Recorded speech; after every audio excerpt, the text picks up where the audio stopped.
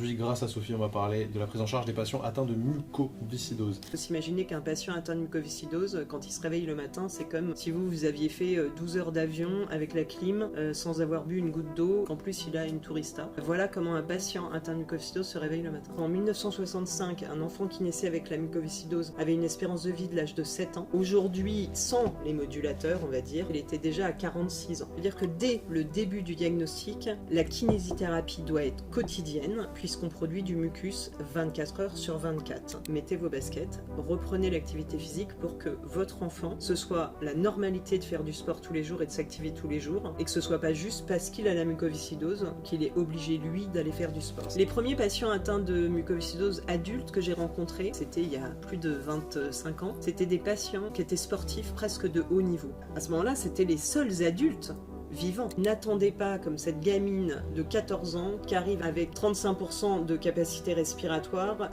presque mise sous liste de greffe et qui vient faire un stage chez nous et qui ressort maintenant aujourd'hui, elle court 10 minutes d'affilée alors qu'elle était sous oxygène et sur liste de greffe.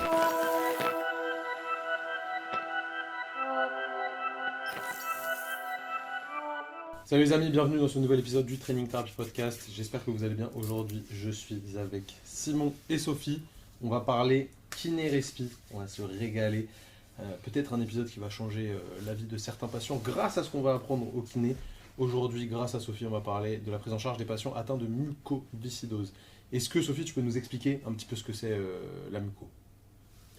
Ce que c'est que la mucoviscidose? La mucoviscidose, c'est une maladie génétique. Okay. Et cette maladie génétique, elle est depuis maintenant plus de 20 ans diagnostiquée à la naissance. Il y a encore quelques cas qui passent à la trappe, mais pour des mutations un peu spéciales. Mais en tout cas, ça fait partie des tests qui sont faits à la naissance. Donc c'est héréditaire?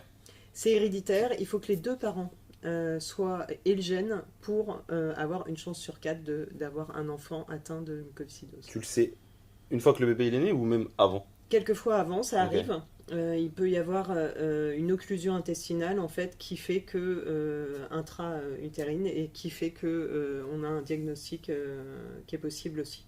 Est-ce que le fait de le savoir en amont, enfin rapidement, ça oriente la prise en charge ou pas du tout? Grâce à ce dépistage néonatal, ça a nettement fait partie des choses qui ont amélioré la situation des patients atteints de mucoviscidose. Parce que tu les prends plus vite en charge? Parce qu'on les prend plus vite en charge, effectivement. Pas seulement en kinésithérapie, hein, mais au niveau médical. Voilà. Ok. Qu'est-ce que ça engendre du coup, cette mutation génétique? Cette mutation génétique, en fait, elle code pour une protéine, la CFTR, qui est une protéine qui est responsable finalement des canaux chlore dans toutes nos cellules qui sécrètent quelque chose, pour faire simple. Ce canal chlore, en fait, il est au pôle apical de l'épithélium, donc au niveau de la muqueuse, en fait, et il laisse sortir le chlore. Et en fait, il est responsable finalement de la bonne hydratation de ces sécrétions. Ok. Voilà. Donc le fait que toutes tes sécrétions corporelles soient plus ou moins fluides, plus ou moins hydratées, du coup, ça dépend de cette capacité à... Oui. Voilà. C'est en fait l'équilibre entre le chlore et le sodium. Rappelez vos petits cours de chimie, Cl moins Na+, et Cl moins Na+, c'est le NaCl quand ils sont liés, le NaCl c'est du sel, et le sel donne envie à l'eau de le rejoindre. Ok, donc déjà on comprend que le sel aura un rôle important dans la prise en charge de la mucoviscidose. Le sel, l'hydratation, ça c'est déjà la base. On se dit de toute façon la protéine, elle gère l'hydratation finalement et l'équilibre je ne sais plus quoi. Osmotique, hein. Voilà, osmotique entre le milieu intérieur et le milieu extérieur. Et tous les organes qui sécrètent quelque chose, en fait, ça sécrète de l'intérieur ou vers l'extérieur, comme les glandes sudoripares, les glandes de la transpiration. Là, ça sort en fait dans le milieu extérieur. Au niveau des bronches, en fait, c'est effectivement inversé, c'est-à-dire que c'est déshydraté dans le milieu extérieur, voilà, alors que sur les glandes sudoripares, c'est déshydraté dans le milieu intérieur. Ok, ça marche. Voilà. Du coup, est-ce que, première question, je remonte directement là-dessus, est-ce que les patients atteints de mucoviscidose ont plus de besoins en eau et en sel que les gens sains, entre guillemets? Oui, ils ont plus de besoins en sel et quelquefois ils sont supplémentés, ou même la plupart du temps ils sont supplémentés, mais on insiste vraiment sur ça parce que c'est la base déjà pour, pas régler le problème, mais engendrer moins de conséquences. Voilà, il y a un fort risque de déshydratation chez ces patients-là. Il faut s'imaginer qu'un patient atteint de mucoviscidose, quand il se réveille le matin, c'est comme si vous aviez fait 12 heures d'avion avec la clim sans avoir bu une goutte d'eau et qu'en plus, comme ça touche le système digestif et qu'en plus il a une tourista. Et ben voilà comment un patient atteint de mucoviscidose se réveille le matin. Bon, il est en forme du coup. Il est déjà plein d'énergie. On peut le dire, il est chaud, il est prêt à attaquer sa Il est déjà journée. plein d'énergie. Ok, donc on a compris que les sécrétions étaient déshydratées. Ouais. Du coup, qu'est-ce que ça engendre comme problématique d'un point de vue fonction? Alors d'un point de vue fonction, on va rapidement parler du digestif puisque au départ, en fait, cette maladie ça s'appelait la fibrose kystique du pancréas. Parce qu'il mourait de malnutrition avant même en fait de savoir qu'il y avait un problème au poumon finalement. Ok. D'accord. C'était de malnutrition qu'il mourait et parce que le pancréas dans son rôle exocrine, il a la capacité de digérer les graisses notamment. Et en fait, c'était des enfants et qui ne digéraient pas les graisses. Et je dis bien des enfants parce que c'était rare qu'ils arrivent à l'âge adulte. Du coup, ils digéraient pas les graisses, c'est-à-dire qu'ils ne les assimilaient pas. Oui, du coup, ils c'est avaient ça, moins, digestion dans le moins terme d'énergie. assimilation. et j'imagine beaucoup de diarrhée. Voilà, des Qui faisait diarrhées qu'ils perdaient de graisseuses, l'eau, en plus. fait, ils perdent de l'eau, ils perdent des nutriments, Ok. ils assimilent très mal en Donc, fait. t'as un système hormonal Voilà. qui fonctionne pas Et bien. je ne saurais pas quand a eu ce On s'en est rendu compte. Changement, ouais. changement en fait a eu lieu quand ils ont trouvé des extraits pancréatiques qui remplacent en fait cette fonction et qui leur permet de digérer mieux les graisses. Ok, comment Ok. ça s'appelle ce médicament? Le créon par exemple ou le robiol. Ok. Voilà, il y en a deux différents. Donc, et c'est un- à prendre à chaque repas, en fonction du repas, soit il est plus ou moins riche en fait en gras, Ok. et on dose en fait ces extraits en fonction de ça et en fonction du patient, parce que forcément Ouais, donc tous les si patients sont. tu manges un riz uniques. poulet, c'est une dose, et si tu manges une raclette, c'est 3 doses. Oui, on pourrait Ok. dire comme ça. Ouais, normal, enfin, ça paraît logique. En fonction du nombre de grammes de gras. Si Ok. tu as atteint de mucoviscidose, quoi qu'il arrive toute ta vie, tu vas prendre ce médicament. Pas forcément, puisque c'est la complexité de la mucoviscidose. La mucoviscidose, il y a énormément de mutations. Et en fonction des mutations, quelquefois ils sont suffisants pancréatiques, ils n'ont pas ce problème de pancréas. Ok. Mais les 80% qui ont eu la mutation Delta F508 la plus fréquente, ils ont ce problème de pancréas. Ok. Et du coup, là, c'est. Gras. Enfin, tu prendras ton crayon toute ta vie, parce que le Oui, pancréas, il va pas. tout à fait. Tout à fait. se remettre Tu en peux fonction. pas. Il n'y a pas d'adaptation possible là-dessus. Il n'y a pas d'adaptation possible. Maintenant, si, depuis 2 ans, il y a un médicament qui est sorti qui permet en fait à cette protéine d'être activée, à ce canal chlore ok. d'être activé. Et du coup, dans ces cas-là, eh ben, il y a eu beaucoup de patients qui ont moins pris de crayon ou qui n'en ont plus besoin. On a grands espoirs chez les Super. enfants qui vont avoir ce médicament et qui l'ont déjà, qui peut-être que la fonction du pancréas Soit normale. sera à peu près normale. C'est génial, on Belle- a, belle avancée. on a Voilà. sauvé tous les patients atteints de mucoviscidose du coup, grâce à ce médicament. Eh non, pas tous, mais c'est une énorme avancée. Moi, j'ai pleuré. Hein. J'ai pleuré quand le ministre a annoncé en fait qu'on avait enfin le droit en France de donner ce Pourquoi on n'avait pas le droit médicament avant pour des problèmes d'argent. D'accord. Parce que ce médicament en fait coûte extrêmement cher. Je dirais peut-être 700 000 euros par an par patient. Ok. Oui. Je dis peut-être une connerie parce que j'en sais rien, mais en tout cas c'est monstrueux. C'est vraiment monstrueux. Et que du coup ça concerne que peu de patients finalement. Il y a un peu plus de 7000 patients en France atteints de mucoviscidose. Et ce médicament est fait pour à peu près 5000 et on espère bientôt 6 ou 7000. Ok. Et du coup, c'est peu en fait pour un laboratoire. C'est peu d'avoir. Le Doliprane par exemple, il coûterait une blinde s'il ne concernait pas autant de Ouais. personnes. En fait, ils vont faire leur marge. Là, ils peuvent pas faire leur marge sur le volume, Voilà. donc ils assassinent tout le monde. Et du coup, c'est l'État qui négocie avec le labo pour avoir un. Enfin, C'est pour valider beaucoup la les prise en charge. associations Vaincre la mucoviscidose et l'association Grégory Le Marchal qui ont obtenu en fait Ok. beaucoup de choses grâce à leur mobilisation. Très fort. Oui, mais c'est des recherches monstrueuses aussi, hein, Ah bah oui, bah, ce médicament. évidemment. C'est avec des moyens monstrueux aussi.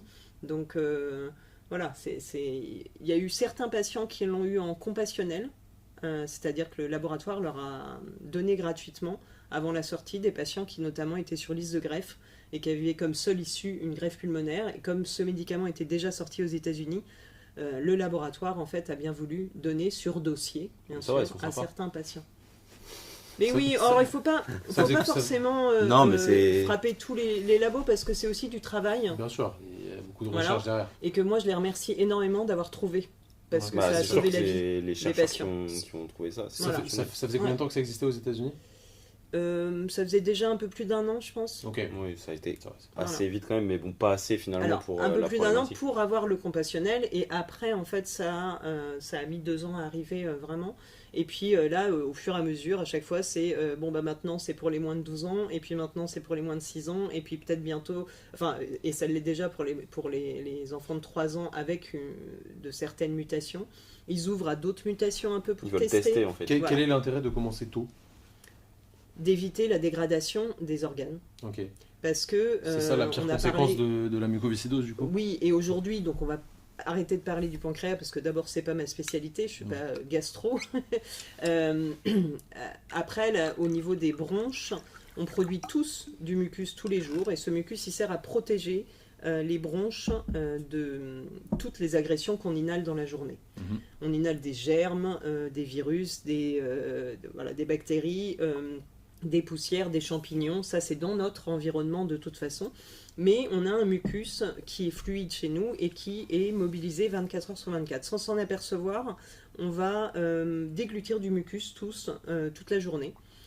Quand on a inhalé un peu plus d'agents pathogènes, on va faire comme ça plusieurs fois dans une journée. Ça vous est déjà arrivé? Ou quand on a une bronchite, et ben là, on va mobiliser un peu plus et on se rend plus compte Moi j'ai un ami qu'effectivement... qui, Ça- qui renifle tout le temps là. Ça m'arrive beaucoup à la piscine, j'ai souvent des glaires en fait. Ouais. Je sais pas pourquoi. Mais c'est normal C'est d'avoir des pénible. glaires. C'est pénible. Ah, mais à la piscine c'est chiant. C'est ton nez, je pense. Ah, c'est possible. Tu te laves le J'ai un nez, gros Je nez. pense que- C'est le rugby. Parce qu'il n'y a pas une hygiène nasale faite Optimal, ouais. optimale. Et donc ce mucus, en fait, s'il stagne dans les poumons, s'il est déshydraté, il ne peut pas se mobiliser puisqu'il est adhérent à la bronche. Ok. Dans ces cas-là, en fait, les bactéries et tous les agents pathogènes qui sont sur ce mucus vont former une petite famille. Parce qu'ils sont bien au chaud, ils ne sont pas dérangés, et ils forment une petite famille. Et cette petite famille, du coup, va réveiller le système immunitaire, notre système immunitaire qui est très bien fait, qui vient à l'endroit de la bactérie en disant « Eh oh, qu'est-ce que tu fous là, toi ?» Il se bagarre, et comme tout champ de bataille, il y a des dégâts sur le champ de bataille, et donc il y a des dégâts sur la bronche. Et la bronche se déforme, et ça forme des dilatations de bronche, des bronchectasies, qui vont augmenter le fait d'avoir un mucus qui stagne, puisque dans ces poches de déformation, l'air a du mal à passer, il n'y a plus de petits cils qui permettent de la mobilisation du mucus, et du coup il y a une stagnation du mucus encore plus importante. Et au fur et à mesure, quand on ne faisait rien, quand on n'avait pas des prises en charge optimales, eh bien c'était des poumons en fait qui étaient remplis de mucus, déformés, avec des bronches déformées, où du coup il y a moins de stabilité de la bronche, donc avec une baisse des volumes expirés, avec des surinfections, des inflammations répétées, avec toutes les conséquences sur la perte de poids, la perte d'énergie, le manque d'activité physique et ensuite l'insuffisance respiratoire qui atteint après aussi le passage de l'oxygène et du CO2 et qui conduit à soit la mort, soit à une greffe pulmonaire qui n'est pas pour autant la solution miracle, puisqu'une greffe c'est pas anodin.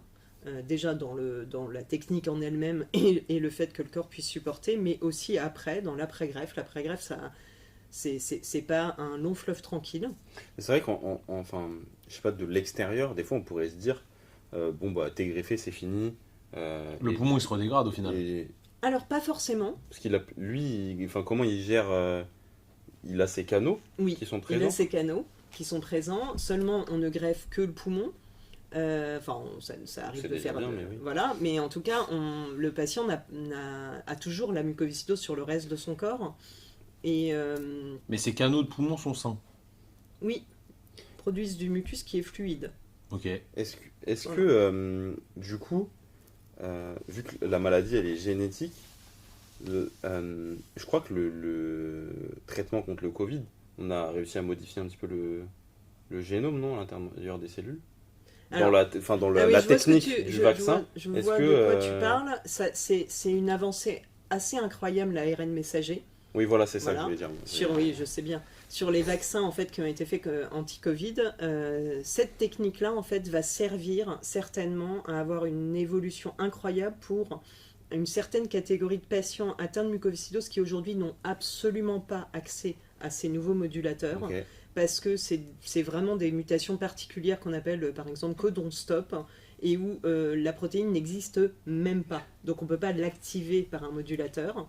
Et par contre, ces techniques d'ARN messager, a priori, ont fait gagner quelques années qui ne sont pas encore monnayables pour gagner du temps pour faire de la recherche pour ces patients. Ok. C'était une petite transition, pardon. Du coup, on a bien compris, la mucoviscidose, ça engendre un tas de problématiques distinctes, digestives, respiratoires et du coup fonctionnelles au final, avec tes capacités qui diminuent. L'espérance de vie maintenant, c'est combien si on peut...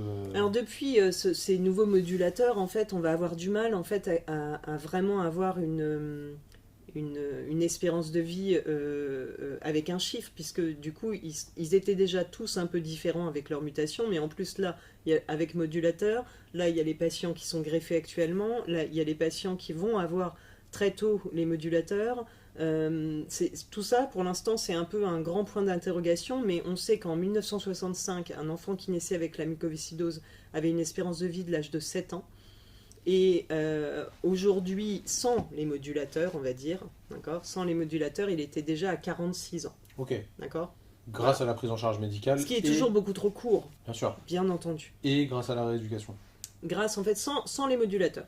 Okay. Grâce juste, en fait, à une organisation des soins qui a été optimale. Il y a des centres de référence et de compétences de la mucoviscidose dans toutes les grandes villes de France. D'accord. Où il y a une équipe pluridisciplinaire qui prend en charge le patient dès son diagnostic. C'est quoi les grandes villes de France? Les grandes... Bordeaux, Lyon, Rouen, mais il y a... Genre ici on est à Nantes. Nantes, bien sûr, il y a un centre vraiment de référence à Nantes. Okay. Il y a Rennes, il y a Roscoff, il y a... Ah oui, voilà, Brest, plus petite ville, quoi. Ah oui, aussi. Ah oui, bien sûr, il y en a 46 ou 49, je ne sais plus. Okay. N'importe qui, entre guillemets, en faisant un certain trajet, peut se rendre dans un centre. Ils sont presque tous suivis, sauf par choix des parents ou du patient de ne pas être suivis dans ce genre de centre. Mais c'est faisable, c'est atteignable. Comment ça s'appelle? Les CRCM. Les CRCM. Et ça, vous pouvez les avoir sur Internet facilement. Sur Internet, sur le site de Vaincre la mucoviscidose. Mais le plus important, c'est ça. Ce qui a amélioré l'espérance de vie, c'est l'antibiothérapie, c'est la pluridisciplinarité, vraiment. Au sein de ces centres. Mais si vous m'avez invité aujourd'hui, c'est pour parler plutôt de ceux qui restent et ceux qui ne sont pas bien pris en charge. Alors, moi, je voudrais plutôt parler on va être plutôt positif. C'est quoi, du coup, une bonne prise en charge en rééducation pour un patient atteint de mucoviscidose? Ok.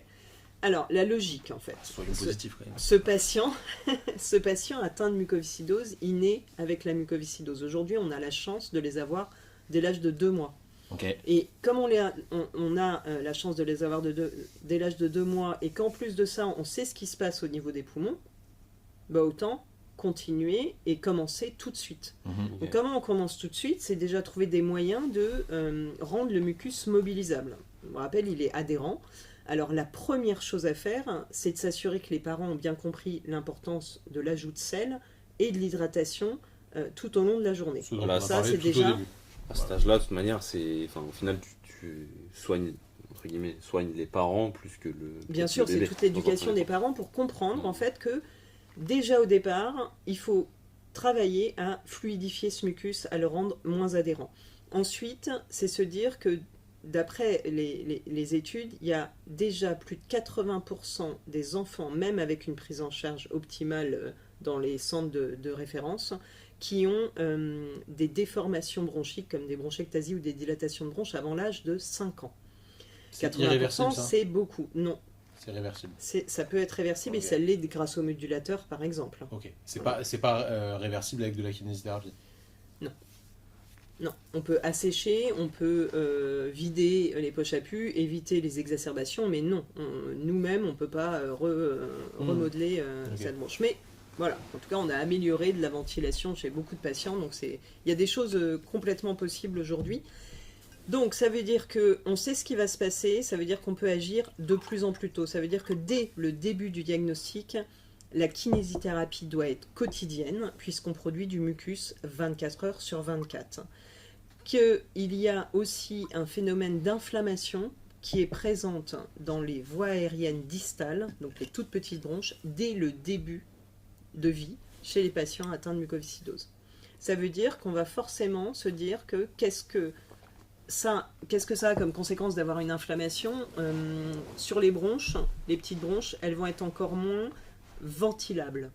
Okay. D'accord, parce qu'elles sont plus épaisses à cause de l'inflammation et du coup on va avoir souvent de l'air piégé qui va s'installer assez rapidement et on va déplacer son volume respiratoire vers les volumes de réserve inspiratoire. Voilà. Et du coup, l'importance d'aller dégonfler le bébé tous les jours. Pas en l'écrasant, bien entendu, mais le dégonfler pour être sûr que tous les jours, on a ventilé partout. Tous les secteurs. Ouais, tous les secteurs. Voilà. Okay. Et le bébé, de manière physiologique, a une pompe respiratoire qui n'est pas efficiente. Le bébé, il a une distension abdominale, d'accord ? Il a des côtes qui sont horizontalisées. En fait, c'est un bébé, c'est comme un patient atteint de bronchite chronique en insuffisance respiratoire, mais de manière physiologique. Alors, chez un bébé qui n'a pas de maladie respiratoire, il n'y a pas de souci, finalement. Mais chez un bébé atteint de mucoviscidose, ça nous embête qu'il n'ait moins de ventilation dans les bases. Okay. Du coup, la kinésithérapie, elle va servir à ça. Alors, on peut parler de kinésithérapie de prévention, mais finalement, j'aime pas ça parce que la prévention... La pathologie est voilà, il y a déjà la pathologie. Donc, ça, c'est déjà la première base. Ensuite... c'est quoi la prise en charge optimale ? C'est effectivement l'éducation du patient comme toutes les maladies chroniques et l'éducation des parents comme tu le rappelais Simon, mais c'est aussi être sûr que la pompe respiratoire gardera une souplesse et une mobilité optimale et que du coup avant d'avoir des déformations thoraciques ou des manques de mobilité au niveau du thorax, et ben très tôt en fait on va mettre de la mobilité thoracique chez ces patients-là, et même dès tout bébé. Okay. Voilà. Ensuite, le premier conseil qu'on donne aux parents d'enfants atteints de mucoviscidose, c'est mettez vos baskets, reprenez l'activité physique pour que votre enfant, ce soit la normalité de faire du sport tous les jours et de s'activer tous les jours, et que ce soit pas juste parce qu'il a la mucoviscidose qu'il est obligé, lui, d'aller faire du sport. Et que ça permettra surtout à l'enfant voilà, de ne pas augmenter sa charge mentale de maladie, parce que le sport doit en faire partie. C'est ce qu'on a aujourd'hui chez les patients adultes atteints de mucoviscidose. On leur a interdit petit de faire de l'activité physique. À l'inverse, faites de l'activité physique. Faites de l'activité physique et pour eux, c'est une contrainte supplémentaire. Même s'ils en ressentent les bienfaits, ça reste un truc qui est en lien avec leur maladie. Voilà. Alors que si tu apprends à te brosser les dents tout le temps, bah, ça devient un geste naturel. Si c'est pareil avec le sport, l'activité physique, bah, au final c'est pareil. C'est ça. Donc ça c'est cool. En gros c'est ça. Très intéressant. Et surtout le reste en fait, c'est se dire... toujours s'imaginer quand on reçoit un patient atteint de mucoviscidose dans son cabinet, c'est de se dire son mucus est collé, son mucus est collé, son mucus est collé. Et il n'y a pas de mucus aujourd'hui.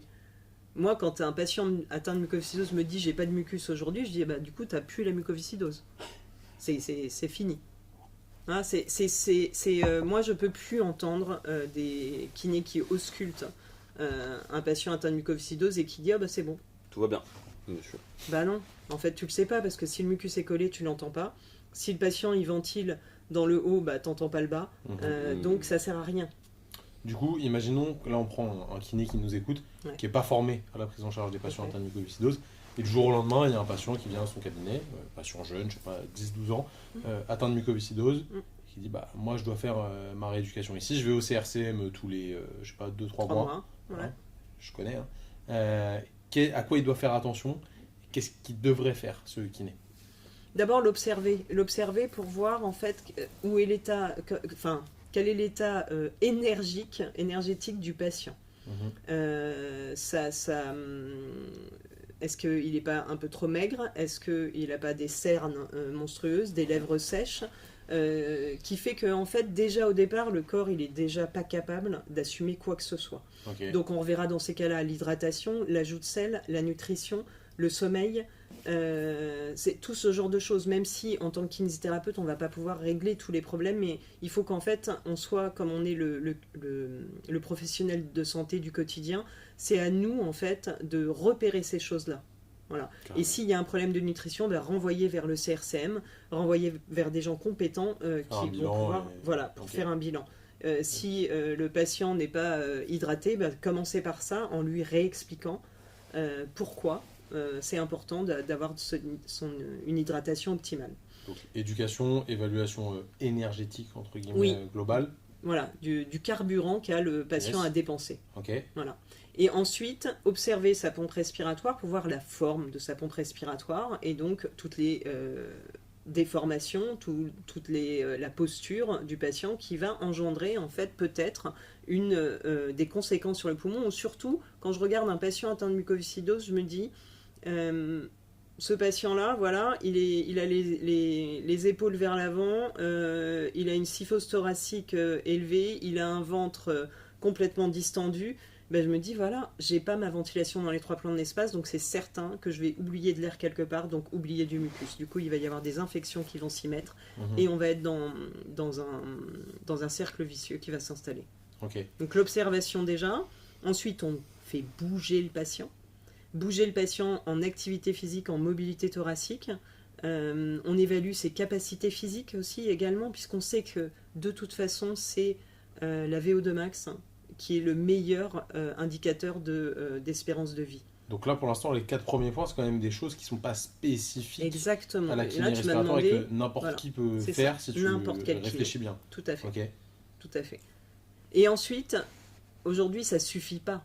Voilà, ça. Parce que les premiers patients atteints de mucoviscidose adultes que j'ai rencontrés, c'était il y a plus de 25 ans, c'était des patients, en fait, qui avaient été sportifs, et qui étaient sportifs presque de haut niveau. Okay. D'accord. Et à ce moment-là, c'était les seuls adultes vivants. Parce qu'ils avaient fait une activité physique poussée. Parce qu'ils avaient fait une activité physique poussée. D'accord. Donc, ça ne suffit pas, puisque leurs poumons étaient quand même dégradés. Ils étaient vivants, mais leurs poumons étaient quand même dégradés. Mais l'activité physique, ça sauve la vie. Et l'activité physique, je ne vous parle pas de le mercredi au club de foot et le samedi matin, en fait. Je vous parle forcément d'une activité physique quotidienne. Okay. Intense dans le sens de volume, en fait. Donc le patient, il devrait venir tous les jours au cabinet. Si jamais il ne fait rien à côté. S'il fait rien à côté, le patient, il devrait venir passer 3 heures au cabinet tous les jours. Ok, ouais. Mais tu peux l'éduquer et trouver un entre-deux pour qu'il fasse quand même des choses. C'est comme un patient, comme vos athlètes, en fait. L'entraînement idéal, c'est 3 à 5 fois par semaine d'endurance à basse intensité. Un renforcement musculaire minimum du bas du corps, un renforcement musculaire du haut du corps. Et après, si le patient est capable d'assumer une séance à haute intensité, s'il n'est pas en pleine exacerbation, s'il n'est pas en pleine inflammation, et il est aussi, on peut aussi mettre en place ce genre de séance. C'est à ça qu'il faut faire attention, c'est que ces patients-là, ils ont un système qui est constamment inflammé, et la haute intensité, c'est là où ça peut être un petit peu entre guillemets contre-productif, parce si on va vraiment trop pousser l'intensité, on peut aussi favoriser cette inflammation, prendre des risques. Alors, et du coup, ça veut pas dire qu'il faut pas en faire. Ça concerne, je suis complètement d'accord avec toi, et ça concerne les patients adultes aujourd'hui, qui ont un état respiratoire en fait et inflammatoire qui effectivement nous permet pas d'être cool tranquille. On va faire plein de séances de haute intensité. Non, faut vraiment. Chez les enfants et les petits enfants, la haute intensité c'est hyper intéressant parce que c'est la façon déjà au niveau de la psychomotricité dont l'enfant bouge. Un enfant, ça court et puis ça s'arrête, ça court et puis ça s'arrête. C'est jamais. En fait, on va plutôt travailler avec ces enfants-là, le fait d'essayer de leur faire de l'endurance fondamentale quelquefois, mais la plupart du temps, ça va être plutôt, entre guillemets, de la haute intensité. Hein.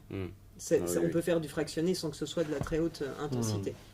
Mais je te rejoins sur le côté inflammatoire, il faut tester. Et si le patient il est épuisé le lendemain et que il est encore plus toussé et que il est encore on sait en fait que c'était pas le moment en fait pour le faire. Ok. Et en technique respiratoire après qu'est-ce que tu peux faire et est-ce que tu dois en faire si t'es pas spécialement formé, je sais pas si tu vois ce que je veux dire, mais est-ce que tu rediriges vers un kiné qui est spécialisé en respi ou est-ce que tu l'idéal pour moi ce serait que chaque patient atteint de mucoviscidose et un kiné expert dans sa région. Ok. Qu'ils viennent le voir une fois par mois, une fois tous les 3 mois, une fois tous les 6 mois, peu importe, en fonction de chaque patient, et qu'après il soit suivi plus proche de chez lui par des kinésithérapeutes qui ont envie de réfléchir, envie d'apporter au patient. Et ensuite, ce kiné expert, en fait, peut aussi informer, former et accompagner ce kiné à faire quelque chose. Et donc, je te rejoins quand tu dis, est-ce que vraiment il faut faire de la technique manuelle quand on n'est pas formé? Je te dirais bien non, parce que je ne suis pas sûre que ça soit pas délétère plus que bénéfique pour le patient. En vrai, si ça sert à rien, tu perds du temps, donc en soi, c'est Il a pas délétère de temps parce que à tu perdre. pourrais faire autre Voilà. chose. Est-ce C'est que le ça. fait de faire une activité physique bien menée, bien réfléchie, on respecte tout ce qu'on a vu avant, ça va pas faire en sorte que le mucus se décolle par lui-même et que le patient, du coup, il se désencombre lui-même sans forcément que tu aies besoin de l'aider? C'est marrant parce que ça a été beaucoup étudié, le drainage bronchique versus que l'activité physique, avec des techniques de drainage qui ne sont pas, parce que c'est Optimales, anglo-saxon, qui ne sont pas optimales, et en tout cas pas comme aujourd'hui on peut les faire ou les enseigner. Oui, l'activité physique fluidifie le mucus, mais l'importance en fait de la prise en charge respiratoire par un kinésithérapeute, c'est l'analyse de sa pompe respiratoire, de sa ventilation dans les 3 plans d'espace, l'état de ses bronches, parce que même si on a un mucus qui est rendu fluide par l'activité physique, peut-être que la bronche, en fait, elle va pas laisser passer l'air. Ok. Voilà. Et du coup, c'est tout ça, en fait, et ça, c'est du... Avant, j'appelais ça la cerise sur le gâteau. Je reviens un peu sur mes paroles, je dirais que c'est quand même la grosse cerise du gâteau. C'est-à-dire que le drainage, mais par contre, s'il est fait de manière optimale. S'il n'est pas fait de manière optimale, il vaut mieux avoir que le gâteau. C'est déjà 80% de la prise en charge, et c'est bien, mais ça ne correspond pas à tous. C'est le glaçage, quoi. Voilà. C'est plus la Ça ne cerise, c'est le correspond Le glaçage. glaçage, c'est pas tous. bon. Ouais, mais Pas ouf, le glaçage. Non, mais ça, en tout cas, Pas ce terrible. que j'aimerais dire, c'est surtout C'est la rondelle sur n'abandonnez le pas terrier. si un patient atteint de mucoviscidose se dégrade. Envoyez-le chez des experts et n'attendez pas comme cette gamine de 14 ans qui arrive à 14 ans avec 35% de capacité respiratoire, presque mis sous liste de greffe et qui vient faire un stage chez nous et qui ressort en fait maintenant aujourd'hui elle court 10 minutes d'affilée. Alors Solide. qu'elle était sous oxygène et sur liste de greffe. Donc Et ça, c'est pas possible d'entendre ça aujourd'hui. Déléguez, si vous savez pas, Bien sûr. déléguez. Non, mais ça, c'est évident. J'ai une dernière question là-dessus, et après, je pense qu'on aura bien fait le tour. Est-ce que le drainage autogène, c'est pas justement le truc qu'il faut maîtriser pour pouvoir faire une prise en charge globale, si tu sais analyser la pompe respiratoire, etc. C'est indispensable, c'est grâce à Jean Chevalier, celui qui a mis en place ce drainage autogène, et Hugues Gaucher, je me suis dit, mais voilà, tout est logique. Ok. Est-ce que c'est compliqué à proprement parler, si tu pratiques régulièrement, etc. Est-ce que genre c'est une technique qui est archi complexe où n'importe quel kiné qui aime réfléchir et raisonner peut apprendre? Tu as tout dit. N'importe quel kiné qui aime réfléchir et raisonner est tout à fait capable de la trouver quelque part par lui-même au bout d'un certain nombre d'années. Ok. D'accord. C'est pas compliqué, ça rejoint. C'est tellement en fait physiologique cette technique, c'est tellement logique que non. Voilà. Après, comme tout, l'expérience, Oui, évidemment. l'expertise améliore Évidemment. encore plus la technique. Ça paraît logique. Ouais. Et ben écoute Sophie, merci beaucoup. Très Avec intéressant. Franchement, on a appris plein de choses. Je pense qu'on a résolu une bonne partie de l'équation de la compréhension de la mucoviscidose de la part des kinés. Mieux qu'un cours à l'école, hein. Franchement. Je pense qu'il y a un truc très intéressant pour vraiment vous aider à comprendre la mucoviscidose, c'est de lire 2 livres qui sont vraiment incroyables. Ça s'appelle Un bisou sur ta peau salée, si je ne me trompe pas. Oui.